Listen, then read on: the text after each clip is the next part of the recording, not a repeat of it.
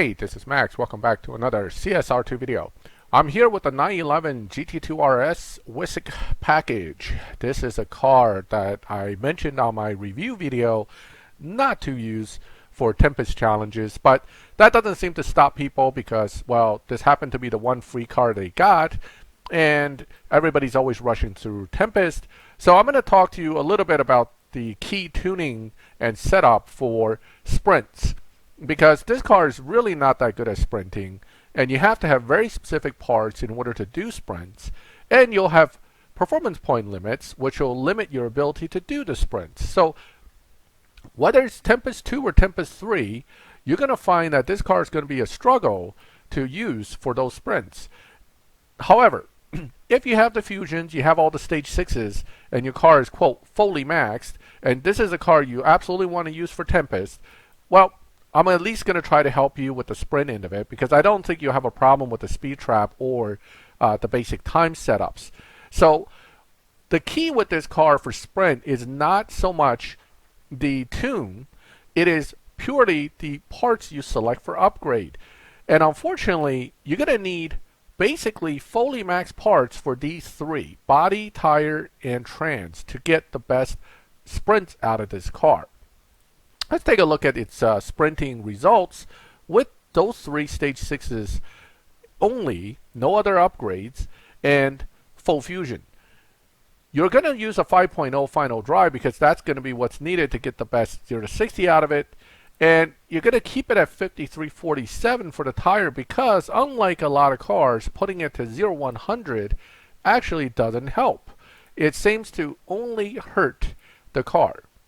Okay, so your best 0 to 100 and 0 to 60 can be reached by simply putting it to 5.0, 5347, no nitrous. You don't need nitrous for the sprints. It's not going to help you. And when you run the sprint, you basically will simply shift through the gears and get to fourth, and that'll hit the 100, and get to second, that'll hit the 60. So it doesn't take much, but you're going to have to launch perfect, get out of it pretty quick because the gears are relatively short,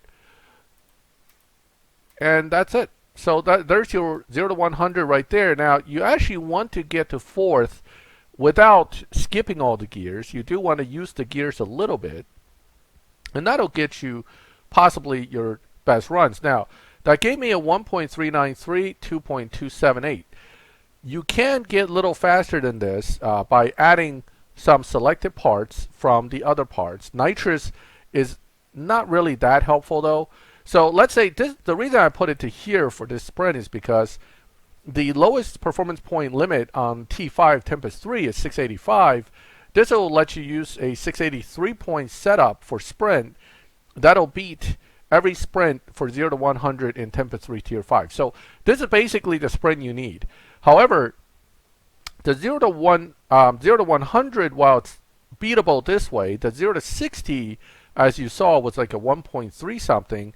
I believe in Tempest 2 at 699 performance points, you can get a similar result. I think it's a 1.8 or something like that that you needed for a 0 to 60. That is beatable with this as well. But again, you need all three of these.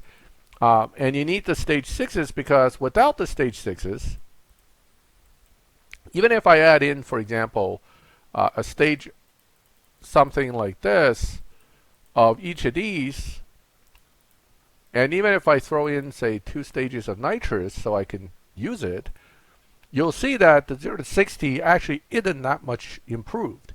More power doesn't help this car because it makes it spin tired, and you still end up with ultimately, a much slower 0 to 60 and 0 to 100. So without those stage 6 tire, trans, and body, you just went from a 2.2 to a 2.9. Now, the toughest challenge in Tempest 3 Tier 5 is a 2.313 0 to 100, and this isn't even coming close to that. So, and adding more parts from nitrous and others.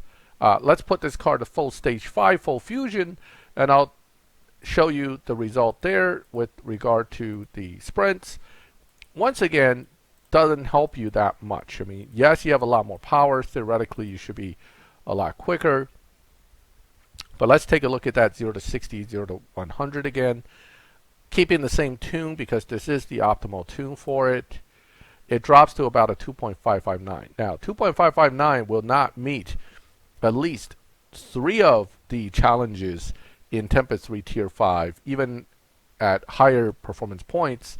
So you're not doing well here with this car if you don't have those 3 stage 6s. You actually may just be stuck, okay? Because the other stage 6s outside of body, trans, and tire, even if you had them, doesn't really help you that much with the sprints. It helps a little bit. Certainly, more power never hurts. But in this case, more power doesn't necessarily make your sprints that much faster. It'll make it a little bit better in some cases. But again, you're now down to a 2.461. All right, so 4 stage 6s get you to 2.461, which actually does not even beat the 699 performance point challenge. So you're at 701 and you can't beat the 699. You're in trouble. This is why I don't like this car for Tempest. It just doesn't sprint well. That being said, let's say you do have those 2 stage 6s or 3 stage 6s, then yeah, you'll be all right. I mean, the difference here is on the reverse end of things, okay? As far as speed trap and stuff goes, this car is fast enough. From a time standpoint, though, it struggles a lot too, because you really need to run like an 8.7. And even if you tune it well, it does beat dyno, which helps. But if you tune it well, stage 5 only isn't going to get you close to getting that time that you need to beat Harkness. So you're going to need not only full fusion, but at least a few big stage 6s, regardless, just to beat the challenge. So yet again, this is why I'm saying I don't recommend this car for Tempest. But hey, if you're already locked in and you absolutely have to use it, just remember your sprints are limited very much by your stage 6s, and there are only 3 that really helps it. In fact, those 3 upgrades by themselves will do better sprint than everything else included altogether. So that tells you that this is a very specific setup car if you want to use it for Tempest, and that's really relying on these parts right here. Now let's take a look at those 2 first. Body is helpful, but let's take a look at trans and tire, see how much it drops it by before we go into really looking at even better. So 2.047 with all other parts at stage 5 and just those 2 stage 6s. This will beat pretty much anything. But again, without those 2 stage 6s, you're talking 2.4s versus with 2 stage 6s 2.0. So it's a big difference, and that means you need these 2 for sprints. And body only helps. So let's say you're really lucky and you have the car fully maxed, then anytime you're building this for Tempest for any sprint challenges, all I'm saying is put those 3 stages to 6 and drop anything else you want to meet the challenge requirements. So here 1.786. So now you're getting pretty impressive 0 to 100, 0 to 60s out of this car. Is it impossible to use this car for Tempest? No. But is it as good as some of the other choices that are already out there? No. Because one, it's a Porsche. It's hard to get fusions for. Most of you are probably going to run this without full fusions, full upgrades, which means you might just be stuck no matter what. So think about that before you lock this car in. But that is the instructions on how to make sure that you can get the sprints done. And it's as simple as these 3 stage 6s and full fusion. As long as you have those, you'll get through Tempest 3, you'll get through Tempest 2. But if you're missing fusions and stage 6s out of these 3, or at least 2 out of these 3, on stage 6s and a bunch of fusions, and you don't have full fusions on the rest of these, I really recommend you not to use this car for Tempest challenges. Alright, so that is the sprint setup and technique for the 911 GT2 RS. Feel free to ask me questions, and if you need any help, leave a question in the comments. I'll try to get to it as quickly as I can.